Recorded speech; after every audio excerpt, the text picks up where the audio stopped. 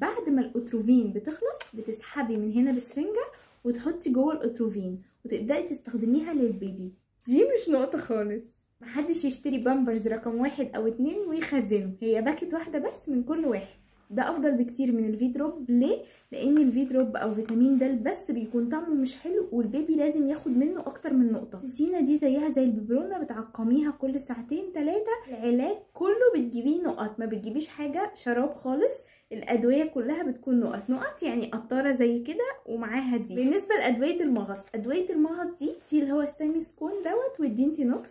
الدينتينوكس طبعا قوي جدا، ولكن احنا بنبدا في الاول بده عشان بيكون اضعف. تديهم له بالتبادل، تقدري تديهم له كل 4 ساعات، وطبعا تقدري تستشيري الدكتور. بس الدينتينوكس افضل بكتير وبصراحه بيريح بطن البيبي وبينام بقى كده على طول.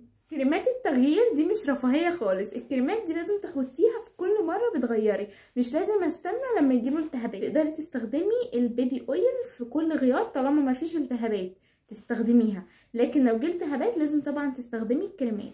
الوايبس احنا هنجيبه طبعا، بس مش هنعتمد عليه خالص. ده هنستخدمه في الظروف وفي الطوارئ، محدش يعتمد عليه عشان الامهات الجديده كتير جدا بيعتمدوا عليه. اول فتره من حياه البيبي بتغيري الحفاضه تقريبا كل 4 ساعات، وعلى الشهر التاني بتغيريها كل 6 ساعات. لا، الحموم مهم جدا في اول فتره من حياه البيبي عشان خاطر يغير